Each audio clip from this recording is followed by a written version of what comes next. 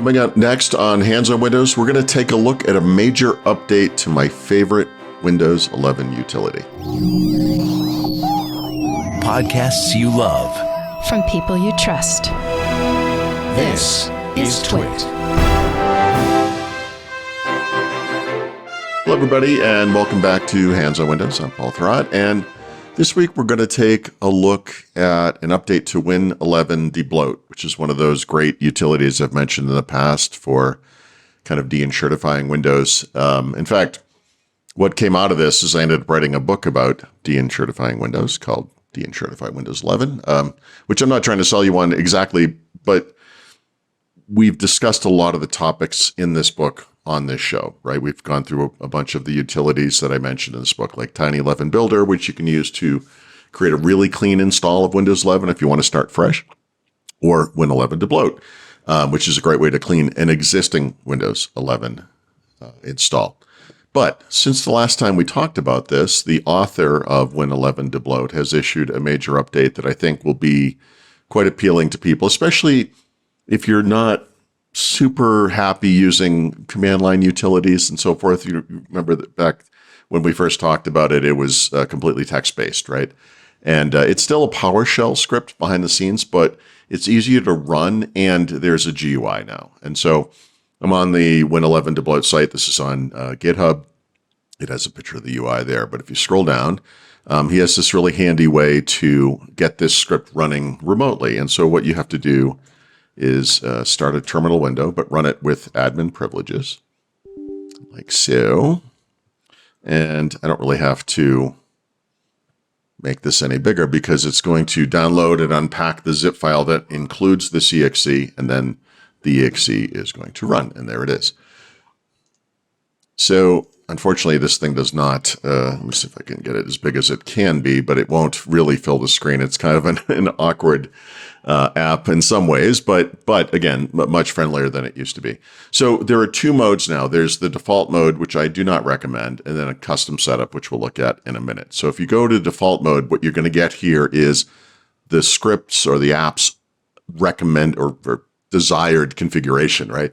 So he's removing a lot of applications, disabling telemetry, disabling widgets, etc. You can see the list here. It's a lot of stuff. It's only being applied to the current user. That's good, except for the apps, which are being applied to all users. I'm not sure about that one.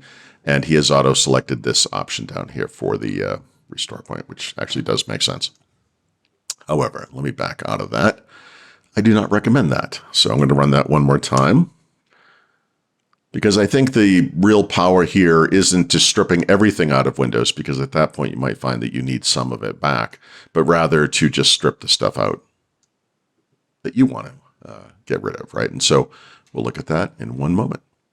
This episode of Hands on Windows brought to you by my Thinkst Canary. There it is. Looks like a USB drive, external USB drive. And sure enough, it does have a USB connector, but maybe the giveaway is it's also got an Ethernet connector, because this is not what it looks like. It's a honeypot. It is designed to get hackers to hack on them. And that way they'll announce themselves. And really, this is super important for your security. How do you know if somebody has breached your perimeter defenses and is inside the network, roaming around, exfiltrating information, planting time bombs? How would you know? Hackers are pretty wily. They cover their tracks. Most companies, on average, discover that they've been breached 91 days after the breach. That's 3 months a bad guy has full access to everything on your network. That should give you chills, right? Well, that's why you need, and that's why we use these great Thinkst Canaries. They're honeypots that can impersonate anything. In fact, it's really easy to set up a Thinkst Canary. You can deploy it in minutes. Now, this one is a Synology NAS, but it could be a Windows server, a SharePoint server, a Linux box. It could be a Christmas tree of services all lit up, or just a few carefully selected services to tempt the wily hacker. It could even be, it can be almost anything, a SCADA device. The other thing it does that I love is it also lets you create files, an unlimited number of files, lures, if you will, tripwires that you can spread everywhere around your network, even on your cloud. I have on our Google Drive, for instance, something that looks exactly like a spreadsheet that says payroll information. Oh, man. There's no way a bad guy can resist this. But when they try to open those files, you will immediately get an alert. And you get it the way you want it. Same thing if they try to access your fake SSH server in your Thinkst Canary. You can get an alert via text message, Slack, email. It supports webhooks, so you could be Discord, Telegram, whatever you want. They even have an API, so you can build it into your own software. But the point is, you won't get an alert unless somebody's doing something bad. Only the alerts that matter.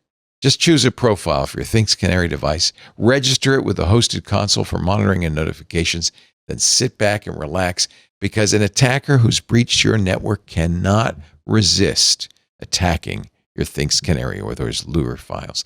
Even malicious insiders just have to let themselves be known by accessing your Thinkst Canary. It happened to us. In fact, it's the only time it ever happened. We've been pretty good with our security, I'm happy to say. This is one of those devices you don't want to hear from, because if you hear from it, you know you've got a problem.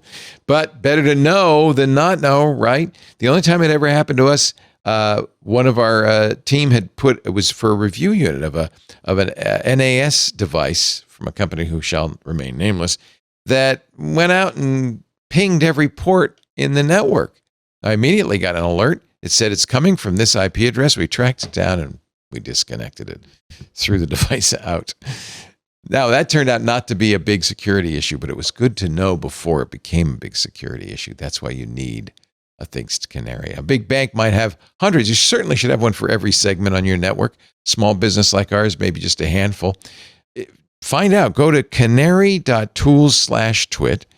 If you just need a handful, 5 of them, $7,500 a year, you get 5 Thinkst Canaries, your own hosted console, you get upgrades, you get support, you get maintenance. And if you use the code TWIT in the How Did You Hear About Us box, you'll get 10% off the price. And not just for the first year, but for as long as you own your Thinkst Canaries. 10% off. That's pretty good. Also, here's good news. You can always return your Thinkst Canary with their 2-month money-back guarantee for a full refund. So there's absolutely no risk. I should tell you that next month will be the 10th year of our partnership with Thinkst Canary. 10 years they've been advertising on our shows. And that refund has not ever, not once been claimed. And I know why. I can't live without our Thinkst Canaries. You will feel the same way. Visit canary.tools/twit. Don't forget the offer code TWIT in the How Did You Hear About Us box. Canary.tools/twit. We thank him so much for supporting Paul and Hands on Windows. Now back to the show. Okay. So if you go through the custom setup for Win11 Debloat now, there'll be 2 main screens. There's this app removal screen and then a system tweak screen we'll look at later. As before, recommend only showing the installed apps. I'm not really clear where he gets that list of apps to potentially uninstall, but I think it makes a lot more sense just to see what's on the system itself. And so you might go through here. I'm not going to do too much here because this is actually pretty clean, but I'll just select something so something does happen. You'll notice that you can remove Microsoft Edge, which I'm not going to do here because I'm actually using it at this time. Despite what it says here, you can do this anywhere. You can remove this. It works fine. It does work fine. You can also remove OneDrive, although OneDrive is one of those apps that you can remove from the native UI. So normally I would select a lot more apps here, but you get the idea. I'll just select the one. And this is where the real magic happens. So in the system tweak screen, there's a lot going on, of course. Strongly recommend going through all of this, but I would pretty much just say yes to all of this stuff under privacy and suggested content, right? The big thing here, and this is something you could do with a registry or a group policy hack, is actually disabling telemetry, right? Not making it do less, which is built into the UI, but actually disabling it. So that's huge. We're going to look at some AI stuff here in a future episode, but again, I strongly recommend going through this. I would also look at everything here in Windows Update, right? You don't necessarily want, you might want, but I don't want the computer to just automatically restart every single time there's an update, right? I want to be told about that. I want to be given the opportunity to do it myself. I don't want to lose any data, obviously. Although Windows is pretty good about that stuff. And then you could just go through this, right? Obviously, hide recommended section of the start menu. You might want to disable Bing search. I'm not even sure if I have that installed. No, I've already removed that actually, so it's not going to do anything, but you can disable whatever you want to disable here. So this is pretty straightforward. This is actually really nice. And then you get to the screen, and now it's going to tell you what it's going to do, which is great. It's going to tell you where it's going to apply these changes. Typically, you would want it to be the current user. If you have a computer with multiple users, you may not want to remove the apps for everybody. You might want to just do that for the current user account, your user account. That's up to you, of course. But when you get down to the bottom here, strongly recommend creating a system restore point and also restarting Windows Explorer, the process. If you're making any changes to Explorer based on that previous screen, you might not see some of them unless you reboot or restart Explorer. It will do that for you. I'm not going to do that right now, but I do normally have that option chosen. So from there, you apply and bam, that's done. Now, the only wrinkle here is if you choose to uninstall Windows Explorer, Microsoft Edge, close Paul, and you don't live in the EEA, the European Economic Area, it will give you a dialog that says, the normal uninstall didn't work. Do you want us to force uninstall? It says it's not recommended, but I have done that on multiple systems. I've never had a problem. It works. It does the job.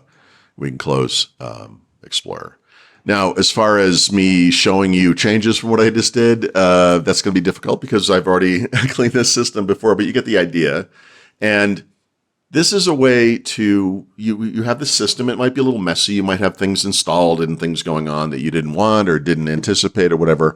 And this is a really nice way to just make those, the cleanup changes after the fact, which I think is what most people are looking for. Obviously, if you don't mind starting over from scratch, you might use a tool like Tiny11 Builder and get that super clean version of Windows from the get-go.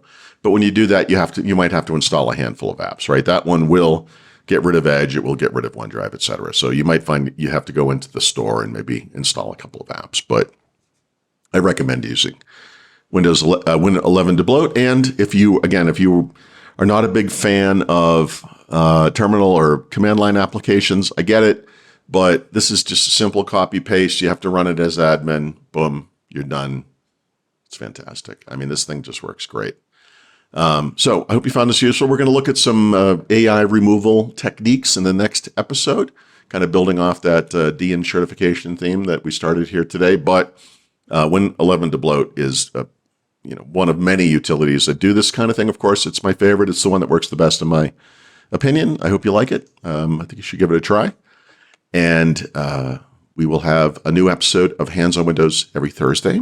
Thank you for watching. Thank you especially to our Club TWiT members. You can find out more about this show at twit.tv/HOW, and you can find out more about Club TWiT at twit.tv/Club TWiT. Thanks. See you next week. Hey there, it's Leo Laporte, host of so many shows on the TWiT network, thinking about advertising in 2026. We host a network of the most trusted shows in tech, each featuring authentic post-read ads delivered by Micah Sargent, my co-host, and of course me. Our listeners don't just hear our ads, they really believe in them because we've established a relationship with them. They trust us. According to TWiT fans, they've purchased several items advertised on the TWiT network because they trust our team's expertise in the latest technology. If TWiT supports it, they know they can trust it. In fact, 88% of our audience has made a purchase because of a TWiT ad. Over 90% help make IT and tech buying decisions at their companies. These are the people you want to talk to.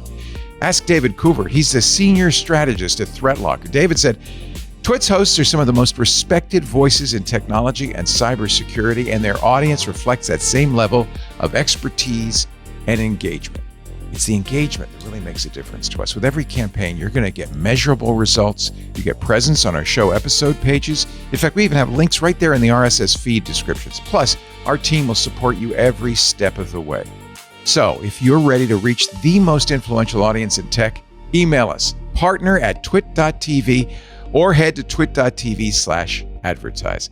I'm looking forward to telling our qualified audience about your great product.